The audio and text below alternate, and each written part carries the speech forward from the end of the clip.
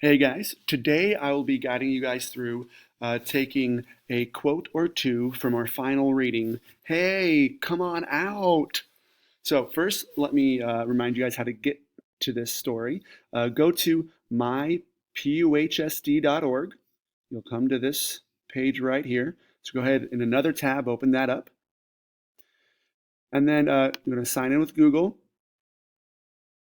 After you sign in with Google, you may have a screen that pops up that says, oh, allow. Yeah, just go ahead and do that. Um, your screen's going to look a little different than mine. All right, but you want to find the one that says HMH Holt Online Learning. And you're going to click on that. And a little blue web link is going to show up beneath it. You might have to scroll down to find it. Click on that web link, and it should take you to your dashboard, which is going to look something along the lines of this. Now remember, yours looks a little different. I'm a teacher, so I have more resources here. But what you're going to do is you're going to click on the yellow student ebook. All right, yellow student ebook. So go ahead and click on that, and ignore any assignments that are down here at the moment. All right, so go ahead and click on that, and it'll take you to the last page that you once had it open to, whatever that page may be. All right, what I want you guys to do is go to the top here where you have your little picture of that book, and you're going to type in not just a page number, but a couple of letters ahead of it. Because if you notice, the story is actually on page CR 87, I think is when it starts. Yeah, so it's CR 87. So you're going to go right here and type in CR and then 87, and then that should take you to this page. Hey, come on out.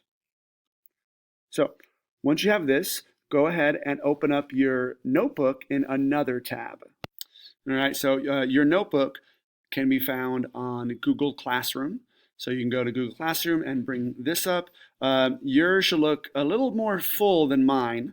All right, mine was the blank master copy. So we're going to scroll down. You've already have stuff in the research future of TV. You already have stuff in teenagers and technology. And now to the brown section here. Hey, come on out by Shinichi Hoshi. All right, so this is what we're going to fill in right here. All right, so go back over to the actual story. And what we want to do is we want to quickly scan through the story to find the actually important quotes that we can use in our multimedia presentation. So I'm kind of going to guide you on how to do that. Now, the opening of the story is pretty much the setting of the story.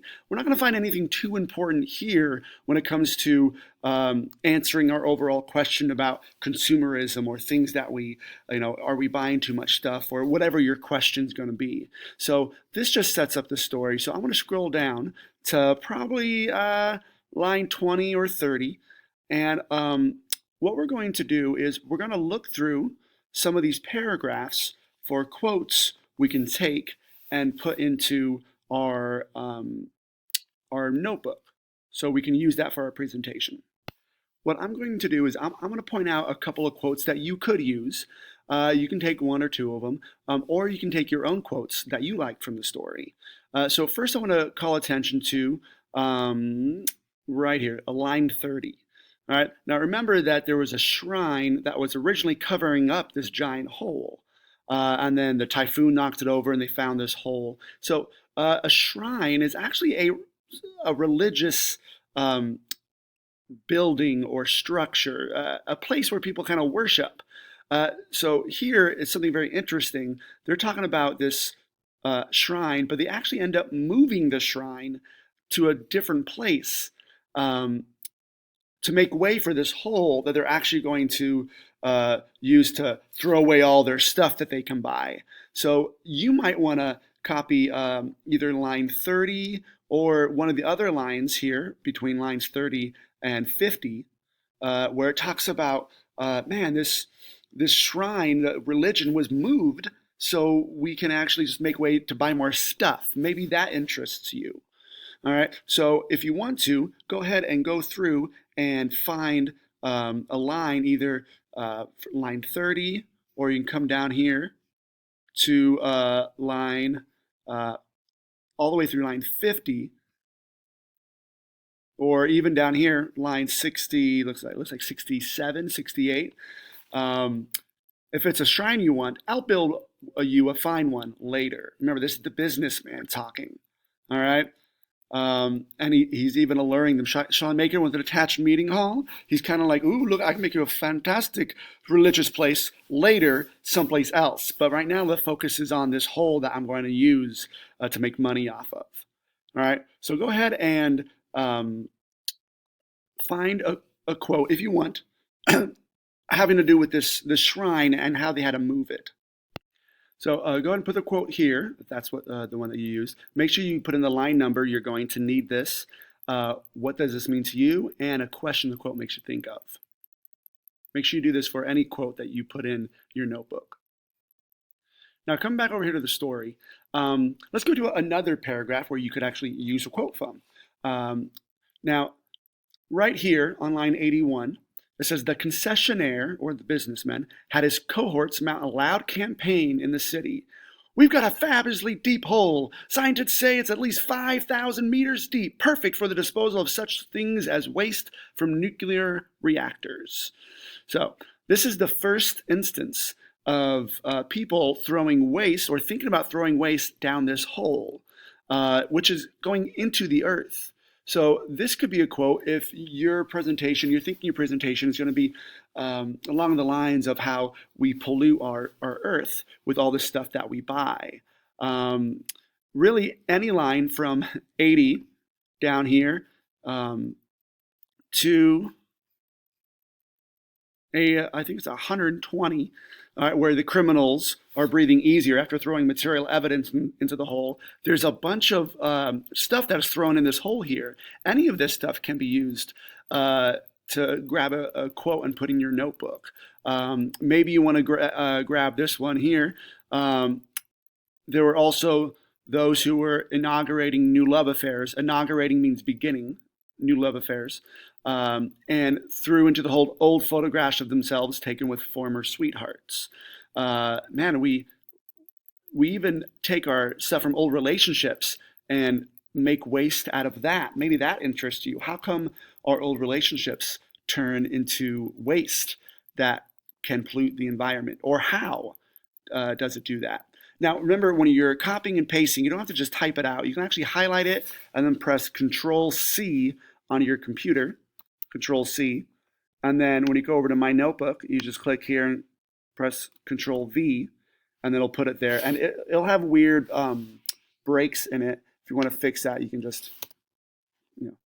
fix it like that. But it's not really important. So go ahead and go through this section, and go ahead and find a quote that has something to do with something they threw away in this hole. All right, something that kind of tells you how humans abuse our use of nature and throw things away, either that we shouldn't have or things that we might want to hide. That might be something interesting to use in your presentation. And then finally, let's go to the end of the story. This is when it kind of gets twisted. It's like, what? It's mind-blowing. It starts with really line 121. And it says, whatever one wished to discard, the whole accepted it all. The whole cleansed the city of its filth. The sea and sky seemed to have become a bit clearer than before. Now, knowing the end of the story, this paragraph is ironic. Ironic is something that is pretending to be one thing, but actually it ends up being something else. We know that the hole is actually a portal over the city, and everything they threw in there, all that's filth that the hole cleansed or cleaned, is going to come back on the city later. But yet, this paragraph right here kind of points out how either we as society are stupidly unaware of what our influence is going to be on our environment around us, or how we think it might end up coming back, but we just don't care. So this might be a good quote to copy and paste into your notebook. Or you can even come down here. at the actual ending where it says, aiming at the heavens, new buildings went on being constructed one after the other. This itself would be a good quote. Look at us. The second we think we found a solution to get rid of all of our waste, we just start creating more waste. We start building new things. And then another good quote might be one here from 130 to the very end, somewhere in here, where it talks about that man, that workman, who's taking a break up on the top of a steel frame of a new building under construction. And, he hears that call, hey, come on out. And then that small pebble skims past him. And remember, he doesn't know it. He doesn't see it, that pebble. And it says, the man, however, was gazing in idle, which means lazy or non-working, reverie, which means relaxation or just kind of enjoyment of what I've done, at the city's skyline, growing ever more beautiful. And he failed to notice. This could be a good quote right here that you grab and go, how much are we failing to notice? Maybe that's a question you want to put in here. How much are we failing to notice when it comes to the damage that we're causing in our environment? Are we like this man who's contributing to the building and the growing of civilization, but we don't know what it's actually doing to us?